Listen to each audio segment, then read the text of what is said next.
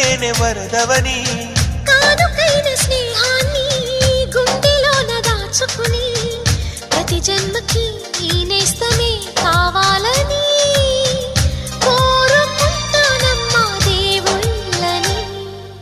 కొమ్మ కొమ్మ విన్నావమ్మ కోయిల వస్తుంది విన్నానమ్మా తీయని వేణువు రమ్మను పిలుపులని. నాటు తాకు తాకు తాకు నాటు